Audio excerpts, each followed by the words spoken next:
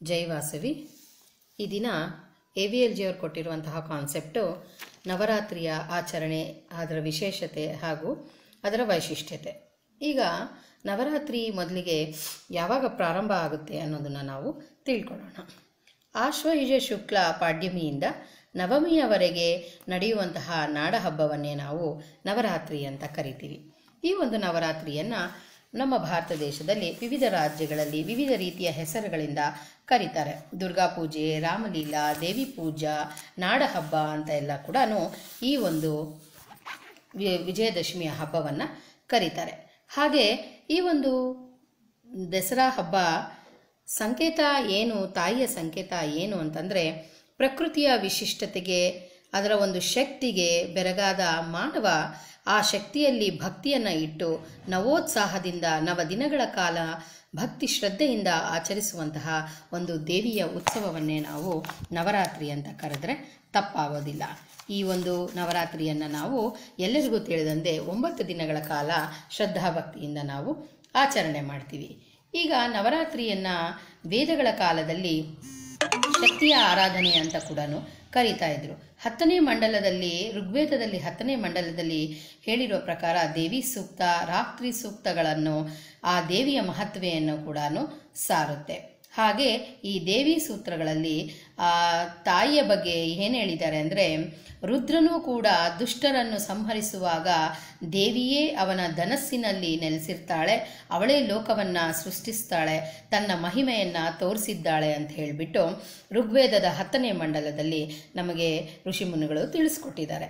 ಹಾಗೆ ನಾವು ಪುರಾಣ ಕಾಲದಲ್ಲಿ ನೋಡಿದಾಗ ಮಾರ್ಕಂಡೇಯ ಪುರಾಣದಲ್ಲಿ 13 ಅಧ್ಯಾಯದಲ್ಲಿ 700 ಶ್ಲೋಕಗಳಲ್ಲಿ ದೇವಿ ಮಹಾತ್ಮೆಯನ್ನು ವರ್ಣಿಸಲಾಗಿದೆ. ಇದನ್ನೇ ನಾವು ಸಪ್ತಶತಿ ಅಂತ ಕೂಡ ಕರಿತೀವಿ ಅಲ್ವಾ. ಹಾಗೆ ಈ 9 ದಿನಗಳ ಕಾಲ ನಾವು ನವದುರ್ಗೆಯರ ಪೂಜೆಯನ್ನು ಮಾಡ್ತೀವಿ. ಇಲ್ಲಿ ನವದುರ್ಗೆಯರು ಅಂತಂದರೆ ಯಾರು ಅಂತ ನಾವು ತಿಳ್ಕೊಬೇಕಲ್ವ. ಈಗ ಶರತ್ಕಾಲಾರಂಭದಲ್ಲಿ ಈ ಸಂದರ್ಭದಲ್ಲಿ ದುಷ್ಟಶಕ್ತಿಯ ಪೀಡಾ ನಿವಾರಣೆಗಾಗಿ ಬ್ರಹ್ಮ, ವಿಷ್ಣು, ಮಹೇಶ್ವರ ಹಾಗೂ ಎಲ್ಲ ದೇವತೆಗಳ ತೇಜಸ್ಸಿನಿಂದ ಉದ್ಭವಿಸಿದಂತಹ ಮತ್ತು ದೇವತೆಗಳ ವಿವಿಧ ಆಯುಧಗಳನ್ನು ಪಡೆದ ದೈತ್ಯ ಸಂಹಾರಿಣಿಯನ್ನು ನಾವು ಒಂದೊಂದು ದಿನ ಒಂದೊಂದು ದೇವಿಯ ಅಲಂಕಾರದಲ್ಲಿ ಒಂದೊಂದು ವಾಹನಗಳು ಹಾಗೂ ಆ ದೇವಿಯ ಒಂದೊಂದು ಆಯುಧವನ್ನು ನಾವು ಒಂದು ಚಿತ್ರವನ್ನು ಮನಮುಟ್ಟುವಂತೆ ನೋಡ್ತಾ ಈ ಒಂದು ನವರಾತ್ರಿಯನ್ನು ನಾವು ಸ್ಮರಿಸ್ತಾ ಆ ತಾಯಿಯ ನವರಾತ್ರಿಯ ಸಡಗರವನ್ನು ನಾವು ಆಚರಿಸ್ತೀವಿ. ಈ 9 ದಿನಗಳ ಆ ತಾಯಿಯ ಒಂದೊಂದು ದಿನದ ಒಂದು ನಾವು ಹೆಸರುಗಳನ್ನು ಹೇಳ್ತಾ ಹೋದರೆ, ಮಧುಕೈಟವರನ್ನು ಕೊಂದ ಮಹಾಕಾಳಿ, ಹಾಗೆ ನಂದನ ಪುತ್ರಿ, ಹಾಗೆ ಕಂಸನ ಮರಣ ಸೂಚಕಳೂ ಆದ ನಂದ, ಹಾಗೂ ಭಯಂಕರ ರಾಕ್ಷಸ ಸಂಹಾರಿಣಿಯಾದ ರಕ್ತದಂತಿಕಾ, ಹಾಗೂ ಕ್ಷಾಮ ನಿವಾರಕಳಾದಂತಹ ಶಾಕಾಂಬರಿ, ಹಾಗೂ ದುರ್ಗನೆಂಬ ರಾಕ್ಷಸನನ್ನು ಕೊಂದ ದುರ್ಗಾ, ಹಾಗೂ ಅರುಣನೆಂಬ ರಾಕ್ಷಸನನ್ನು ಕೊಂದ ಬ್ರಾಹ್ಮಾರಿ ಮುಂತಾದ ನವದುರ್ಗೆಯರನ್ನು ನವದಿನಗಳಲ್ಲಿ ನಾವು ಪ್ರೋತ್ಸಾಹದಿಂದ ಪೂಜಿಸ್ತೀವಿ. ಈ ದಿನಗಳಲ್ಲಿ ನಾವು ಭಕ್ತಿಯಿಂದ, ಉಪವಾಸ ವ್ರತ ನಿಷ್ಠೆಯಿಂದ ನಾವು ಆ ತಾಯಿಯನ್ನು ಆರಾಧಿಸಿದಲ್ಲಿ ಆ ತಾಯಿ ತನ್ನ ಶಕ್ತಿಯನ್ನು ನಮಗೆ ಕೊಟ್ಟು ನಮ್ಮ ಜೀವನ ಸುಖ ಸಮೃದ್ಧಿಯಿಂದ ಮುಂದೆ ಸಾಗೋದಕ್ಕೆ ಅನುಗ್ರಹ ಮಾಡಿಕೊಡ್ತಾಳೆ. ಹಾಗೆ ಈ ಒಂದು ನವರಾತ್ರಿಯಲ್ಲಿ ಕುಮಾರಿ ಪೂಜಾ ಅನ್ನೋದು ಕೂಡ ತುಂಬ ಪ್ರಾಮುಖ್ಯತೆಯನ್ನು ಪಡೆದಿದೆ. ಕುಮಾರಿ ಪೂಜೆ ಅಂತಂದರೆ ದೇವಿಯ ಆರಾಧನೆಯ ಅಂಗವಾಗಿ 2 ರಿಂದ 10 ವರ್ಷದ ಒಳಗಿನ ಕನ್ಯೆಯರನ್ನು, ಅಂದರೆ ಅಂಥ ಮಕ್ಕಳನ್ನು ಕುಮಾರಿ, ತ್ರಿಮೂರ್ತಿ, ಕಲ್ಯಾಣಿ, ರೋಹಿಣಿ, ಕಾಶಿ, ಚಂಡಿಕೆ, ಶಾಂಭವಿ, ದುರ್ಗಾ, ಸುಭದ್ರ ಅಂತ 9 ಹೆಸರುಗಳಿಂದ ಕ್ರಮವಾಗಿ 9 ದಿನದಲ್ಲಿ ಏಕೋತ್ತರ ವೃದ್ಧಿಯಿಂದ ಪೂಜೆ ಮಾಡಬೇಕು. ಅವರಿಗೆ ಫಲಪುಷ್ಪಗಳನ್ನು, ಭಕ್ಷ್ಯಗಳನ್ನು ಕೊಟ್ಟು ಅವರನ್ನು ತೃಪ್ತಿಪಡಿಸಿದಾಗ ಆ ತಾಯಿ ತೃಪ್ತಿ ಪಡ್ತಾಳೆ. ಅಂದರೆ ನಾವು ಈಗ ಚಿಕ್ಕ ಮಕ್ಕಳನ್ನು 9 ಜನರನ್ನು ಕುಮಾರಿಯರನ್ನು ಕರೆದು ಅವರಿಗೆ ಪಾದಪೂಜೆ ಮಾಡಿ ಅವರಿಗೆ ಒಂದು ತಾಂಬೂಲವನ್ನು ಕೊಟ್ಟು ಅವರ ಉಪಯೋಗಿಸುವಂತಹ ಅಲಂಕಾರಿಕ ವಸ್ತುಗಳನ್ನು ಕೊಟ್ಟು ಅವರಿಗೆ ಖುಷಿ ಪಡಿಸಿದಾಗ ನಾವು ಆ ತಾಯಿಯ ಭಕ್ತಿಗೆ ಪಾತ್ರರಾಗಿದ್ದೀವಿ ಅಂತ ಈ ಕಾಲದಲ್ಲಿ ಆ ರೀತಿ ಪೂಜೆ ಮಾಡ್ತಾರೆ. ಹಾಗೆ ನವರಾತ್ರಿಯ ಅಂಗವಾಗಿ ನಾವು ಮೊದಲು ನವರಾತ್ರಿಯ 3 ದಿನಗಳನ್ನು ಮಹಾಕಾಳಿ ಅಥವಾ ದುರ್ಗೆಯನ್ನು ಹಾಗೂ ನಂತರ 3 ದಿನಗಳ ಕಾಲ ಮಹಾಲಕ್ಷ್ಮಿಯನ್ನು ಹಾಗೂ ಕೊನೆ 3 ದಿನಗಳ ಕಾಲ ಮಹಾಸರಸ್ವತಿಯನ್ನು ಪೂಜಿಸಲಾಗುತ್ತದೆ.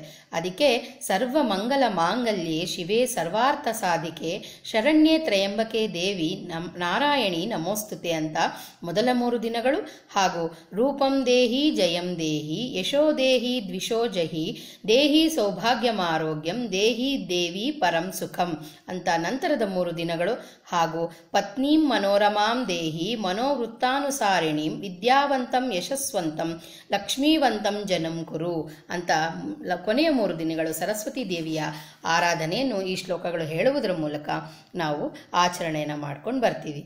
ಈಗ ನವರಾತ್ರಿಯ ಅಂತರಂಗವನ್ನು ನಾವು ತಿಳ್ಕೊಳ್ಳೋಣ. ಇಲ್ಲಿ ತಾಯಿ ನಮಗೆ ಏನಂತ ಒಂದು ಭಕ್ತಿಯ ಸಂಕೇತ ಹಾಗೂ ಭಕ್ತರು ಯಾವುದನ್ನು ತಿಳ್ಕೊಂಡು ಈ ಒಂದು ನವರಾತ್ರಿಯ ಹಬ್ಬವನ್ನು ಆಚರಣೆ ಮಾಡಬೇಕು ಅಂತ ಹೇಳ್ತಾಳೆ ಅಂತಂದರೆ, ಇಲ್ಲಿ ಮಹಾಕಾಳಿ ತಾಮಸ ಗುಣಕ್ಕೂ ಹಾಗೂ ಮಹಾಲಕ್ಷ್ಮಿ ರಾಜಸ ಗುಣಕ್ಕೂ ಹಾಗೂ ಮಹಾಸರಸ್ವತಿ ಸಾತ್ವಿಕ ಗುಣಕ್ಕೂ ಸಂಕೇತವಾಗಿದ್ದಾಳೆ. ನವರಾತ್ರಿ ಆಚರಿಸುವಂತಹ ನಾವು ತಾಮಸದಿಂದ ರಾಜಸದೆಡೆಗೆ, ರಾಜಸದಿಂದ ಸಾತ್ವಿಕದೆಡೆಗೆ ಬಂದಾಗ ಹಬ್ಬದ ಆಚರಣೆ ಹೆಚ್ಚು ಸಾರ್ಥಕಗೊಳ್ಳುತ್ತೆ. ನಮ್ಮ ಅಂತರಂಗದಲ್ಲಿ ಇರುವಂತಹ ತಾಮಸ ರಾಜಸ ಗುಣಗಳ ಮೇಲೆ ಸಾತ್ವಿಕ ಗುಣಕ್ಕೆ ಜಯ ಲಭಿಸಿದಾಗ, ಅಂದರೆ ಕೆಟ್ಟ ಆಲೋಚನೆಗಳು, ಕೆಟ್ಟ ಕೆಲಸಗಳು, ಕೆಟ್ಟ ಕಾರ್ಯಗಳನ್ನು ನಾವು ಮಾಡದೆ ಒಳ್ಳೆಯ ಸಾತ್ವಿಕ ಗುಣಗಳ ಒಂದು ಕಡೆಗೆ ನಾವು ಹೆಜ್ಜೆಯನ್ನಿಟ್ಟಾಗ ನಮ್ಮ ಜಯ ಖಂಡಿತ ಅಂತ ಈ ವಿಜಯದಶಮಿಯಂದು ಆ ತಾಯಿ ನಮಗೆ ಅನುಗ್ರಹವನ್ನು ಕೊಡ್ತಾಳೆ. ಆಗಲೇ ಕೂಡ ನಾವು ಓದಿದಂತಹ ವಿದ್ಯೆ ಪರಿಪೂರ್ಣವಾಗಿ ಅದು ವಿದ್ಯಾದಶಮಿಯಾಗಿ ಕೂಡ ಆ ದಿನ ನಮಗೆ ತುಂಬ ಮುಖ್ಯವಾಗುತ್ತೆ. ಈ ರೀತಿ ತಾಯಿಯ ಒಂದು ಸಂಕೇತ ಏನು ಅಂದರೆ, ನಾವು ರಾಜಸ ತಾಮಸದಿಂದ ಸಾತ್ವಿಕದ ಕಡೆಗೆ ನಮ್ಮ ಒಂದು ಭಕ್ತಿ ಭಾವನೆಗಳು ಮುಂದುವರಿಬೇಕು ಅಂತ ಆ ತಾಯಿ ಹೇಳ್ತಾಳೆ. ಇನ್ನು ಇದರ ಆಚರಣೆ ಬಗ್ಗೆ ನೋಡಿದ್ರೆ, ಗಂಡಸರು, ಹೆಂಗಸರು, ಮಕ್ಕಳು ಎಲ್ಲರೂ ಈ ಹಬ್ಬದಲ್ಲಿ ಸಕ್ರಿಯವಾಗಿ ಪಾಲ್ಗೊಳ್ತಾರೆ. ಸಾಲಂಕೃತವಾದ ವೇದಿಕೆಯಲ್ಲಿ ಶ್ರೀದೇವಿಯ ಮೂರ್ತಿಯನ್ನು ಪ್ರತಿಷ್ಠಾಪಿಸಿ ಅಲಂಕರಿಸಿ ಆರಾಧಿಸಿ 9 ದಿನಗಳ ಕಾಲ ವಿವಿಧ ರೀತಿಯ ಭಕ್ಷ್ಯ ಭೋಜ್ಯಗಳನ್ನು ಹಾಗೂ ವಿವಿಧ ರೀತಿಯ ಫಲಪುಷ್ಪಗಳಿಂದ ತಾಯಿಯನ್ನು ಅಲಂಕರಿಸಿ ಪ್ರಸಾದ ನೈವೇದ್ಯಗಳನ್ನು ಕೊಟ್ಟು ಆ ತಾಯಿಯನ್ನು 9ನೇ ದಿನ ವಿಸರ್ಜನೆಯನ್ನು ಮಾಡ್ತಾರೆ. ನದಿಯ ನೀರಿನಲ್ಲಿ ವಿಸರ್ಜನೆಯನ್ನು ಮಾಡ್ತಾರೆ.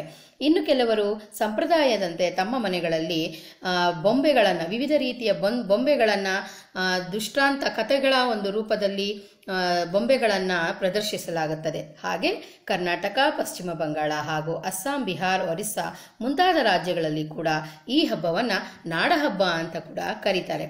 ಇದು 7ನೇ ದಿನದಿಂದ 9ನೇ ದಿನದವರೆಗೂ 3 ದಿನಗಳ ಕಾಲ ಪುಸ್ತಕಗಳನ್ನು ಇಟ್ಟು ಸರಸ್ವತಿ ದೇವಿಯ ಸಂಕೇತವಾಗಿ ನಾವು ನಮ್ಮ ಮಕ್ಕಳ ಓದುವಂತಹ ಪುಸ್ತಕಗಳನ್ನಿಟ್ಟು ಆ ತಾಯಿಯಲ್ಲಿ ಭಕ್ತಿಯಿಂದ ಕೇಳಿಕೊಂಡರೆ ಶ್ರದ್ಧಾ ಭಕ್ತಿಗಳು ನಮಗೆ ಅನುಗ್ರಹ ಪ್ರಾಪ್ತಿಯಾಗುತ್ತದೆ.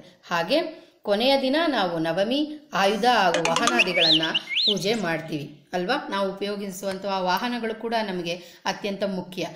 ಆದ್ದರಿಂದ ವರ್ಷಕ್ಕೆ 1 ಬಾರಿಯಾದರೂ ನಾವು ಆ ತಾಯಿಯ ಸಂಕೇತವಾಗಿ ವಾಹನಗಳಿಗೆ ನಾವು ಪೂಜೆಯನ್ನು ಮಾಡ್ತೀವಿ. ಹಾಗೆ ನಾವು ಕರ್ನಾಟಕದವರಾದ್ದರಿಂದ ನಮ್ಮ ನಾಡ ಹಬ್ಬ ದಸರಾ ಆದ್ದರಿಂದ ಮೈಸೂರು ಒಡೆಯರು ಇಂದಿಗೂ ಕೂಡ ಆ ಸಂಪ್ರದಾಯವನ್ನು ಶ್ರದ್ಧಾ ಭಕ್ತಿಗಳಿಂದ ಆಚರಣೆ ಮಾಡ್ತಾ ಇದ್ದಾರೆ. ಮೈಸೂರು ದಸರಾ ಎಷ್ಟೊಂದು ಸುಂದರ, ಎಲ್ರಿಗೂ ಗೊತ್ತು. ಮೈಸೂರು ದಸರಾ ನೋಡೋದೇ ಒಂದು ಅದ್ಭುತ. ಆದ್ದರಿಂದ ಈ ಒಂದು ದಸರಾದ ಒಂದು ನಾವು ಆಕರ್ಷಣೀಯವಾದಂತಹ ನೋಟ ದೃಶ್ಯವನ್ನು ನಾವು ಕಣ್ತುಂಬ ತುಂಬಿಕೊಂಡು ಈ ಒಂದು ನವರಾತ್ರಿಗಳನ್ನು ಶ್ರದ್ಧಾ ಭಕ್ತಿಯಿಂದ ನಾವು ಆಚರಣೆ ಮಾಡೋಣ. ಹಾಗೆ ಕೊನೆಗೆ ಬಂದರೆ ವಿಜಯದಶಮಿ. ವಿಜಯದಶಮಿ ದಿನ ಶಮಿ ವೃಕ್ಷದ ಪೂಜೆಯನ್ನು ಮಾಡ್ತಾರೆ. ಶಮಿ ವೃಕ್ಷದ ಪೂಜೆಯನ್ನು ಹೇಗೆ ಯಾತಕ್ಕೋಸ್ಕರ ಮಾಡ್ತಾರೆ ಅನ್ನೋದನ್ನು ನಾವು ತಿಳ್ಕೊಳ್ಳೋದಾದರೆ, ಕೌರವರು ತಮ್ಮ ಅಜ್ಞಾತವಾಸದಲ್ಲಿ ತಮ್ಮ ಶಸ್ತ್ರಾಸ್ತ್ರಗಳನ್ನು ಶಮಿ ವೃಕ್ಷದಲ್ಲಿ ಬಚ್ಚಿಟ್ಟಿರ್ತಾರಂತೆ.